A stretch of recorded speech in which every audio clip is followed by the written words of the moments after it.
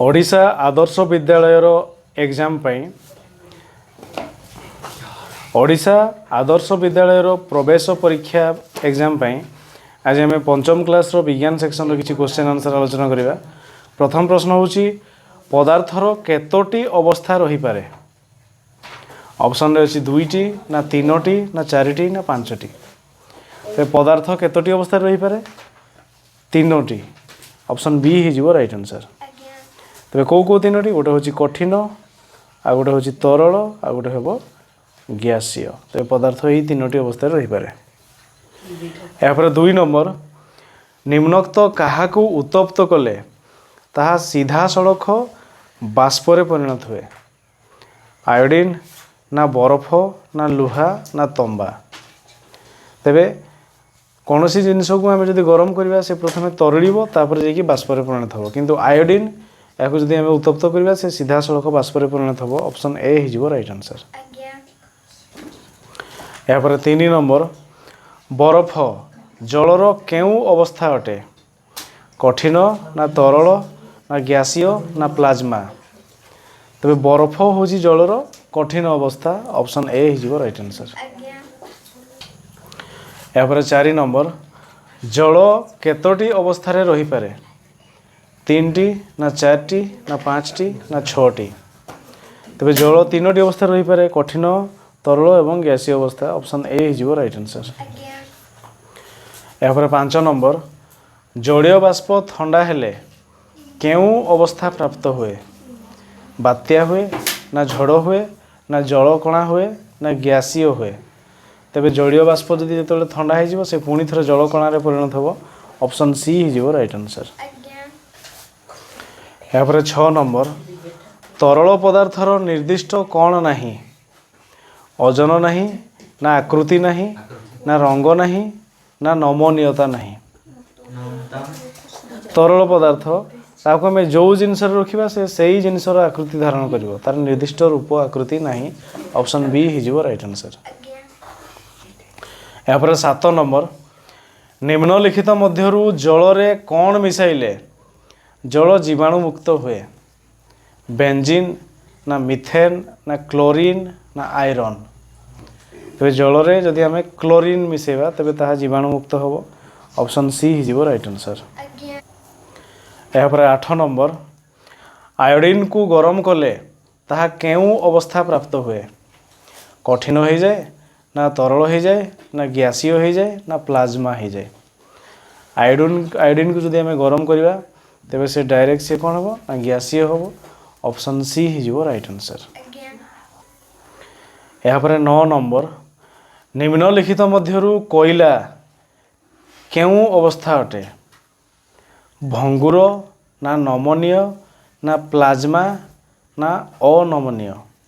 तेबे निम्नलिखित मध्यरु कोयलाटा केउ अवस्था भंगुर भांगी भांगी जाइछि। ऑप्शन ए हो राइट आंसर।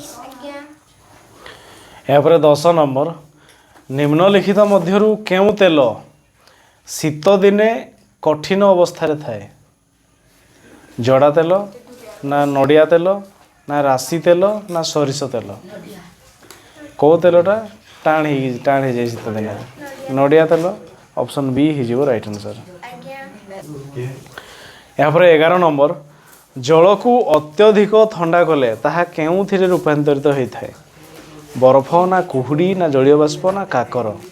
तो जल को अत्यधिक ठंडा कले बरफ हो। ऑप्शन ए हो राइट आंसर। यापर 12 नंबर केउ पदार्थ को बाड़ेले सहजरे भांगी जाए कठिन पदार्थ ना भंगुर पदार्थ ना नरम पदार्थ ना कोमल पदार्थ। कौ पदार्थ को आम जब बाड़ेबा से भांगी भंगुर से जब भंगुर हो भांग ना भांग ना। ऑप्शन बी हो राइट आंसर। यापर 13 नंबर पदार्थर केउ गुण जोगु सुनारू विभिन्न जिनिस तैयारी हुए भंगुरता ना औजल्य ना नमनीयता और तन्यता ना कठिनता।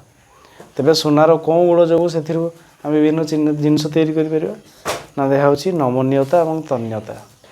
ये तन्यता गुण जो सबुठू अधिक सुना को ही आम सरू कर तार तैयारी करवा हेल्ला 1 ग्राम सुनार आम के 1 किलोमीटर ना 10 किलोमीटर अच्छी 10 क्लास एति लंबार तार आम कर तबे सुनार तन्यता गुण सबुठ अधिक।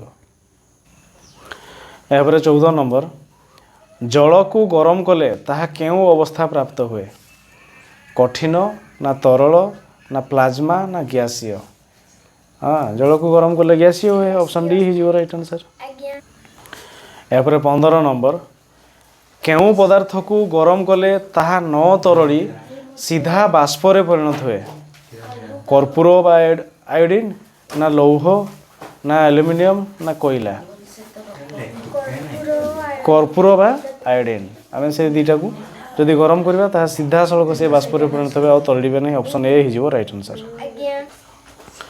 यापर 16 नंबर केउ पदार्थर रंग गंध स्वाद आदि गुण नहीं कहार किछि नहीं रंग भी नहीं स्वाद भी नहीं गंध भी नहीं कोयला ना वायु आउ जल ना एल्युमिनियम आउ पारद कहार वायु आउ जलर किछि नहीं रंग स्वाद गंध रूप किछि नहीं ऑप्शन बी ही राइट आंसर। यापर 17 नंबर पदार्थ केतोटी अवस्था रही पारे या पूर्व आम आलोचना करथिले केतोटी 3टी ऑप्शन ए ही राइट आंसर। यापर 18 नंबर जल को गरम कले तार अवस्था रे की परिवर्तन होता है बरफ हो जाए ना बाष्प हो जाए ना काकर हो जाए ना कुहुड़ी हो जाए जल को गरम कले ताहा बाष्प हो जाए ऑप्शन बी ही राइट आंसर। यापर 19 नंबर केउ ऋतु रे वायुमंडल अत्यधिक ठंडा हो जिबारु नड़िया तेल बसी जाए ग्रीष्म ऋतु ना वर्षा ऋतु ना शीत ऋतु ना बसंत ऋतु तेरे कौ ऋतु रे बसी जाए शीत ऋतु ऑप्शन सी ही राइट आंसर। यापर 20 नंबर कहा को गरम कले ताहा न तरली सीधा सड़क बाष्परे परिणत हुए एल्युमिनियम ना कोयला ना सोडियम ना आयोडीन और कर्पूर ये टिके पूर्व आम आलोचना कले तेज क्या गरम कले आयोडीन आउ कर्पूर ऑप्शन डी ही राइट आंसर। यापर 21 नंबर अजଣା जिनिस को केबे चाखिबा उचित नुह कारण ताहा डैश हो पारे विषाक्त हो पारे ना खटा हो पारे ना कषा हो पारे ना मीठा हो पारे तेबे अजଣା जिनिस कौन हो विषाक्त हो पारे मैक्सिमम विषर टेस्ट खटा नहले टिके खारिया आ नहने सामान्य लुणिया तेणु कौन सी जिनिस गुड़ाक आम चाखा उचित नुह विषाक्त ऑप्शन ए विषाक्त हो राइट आंसर। यापर 22 नंबर केउ पदार्थ द्वयर रंग गंध स्वाद नहीं तेरे टिके पूर्व आम आलोचना कले कौ पदार्थ द्वयर रंग गंध स्वाद नहीं जल वायु ऑप्शन बी ही राइट आंसर। यापर 23 नंबर बांफ जलर केउ अवस्था कठिन ना तरल ना गैसीय ना प्लाज्मा बांफ केउ अवस्था गैसीय अवस्था ऑप्शन सी ही राइट आंसर। यापर 24 नंबर कोयला को गरम कले ताहा जड़ी केउथिरे परिणत हुए पवन हो जाए ना अंगार हो जाए ना हीरा हो जाए ना पाउंस हो जाए कोयला जड़िले कौन हो अंगार हम ना पाउंस हम तेबे यार आंसर जो मैंने वीडियो देखुं प्लीज कमेंट करके जनइबे तो कोयला जड़िले अंगार हम ना पाउंस हम। यापर 25 नंबर सुनार केउ गुण जोगु एथिरु अलंकार मान प्रस्तुत करा जाए एटी के पूर्व आम आलोचना कले सुनार कौन एथिरु अलंकार करी हुए नमनीयता और तन्यता ऑप्शन ए ही राइट आंसर। यापर 26 नंबर सुना कारीगर सुना को तरलाई केउथिरे ढाड़ी अलंकार मान तैयारी करे भाटीरे ढाड़े ना छांचरे ढाड़े ना पात्रे ढाड़े ना नड़ारे ढाड़े तेरे कौन ढाड़ी से अलंकार तैयारी करे छांच ऑप्शन बी ही राइट आंसर।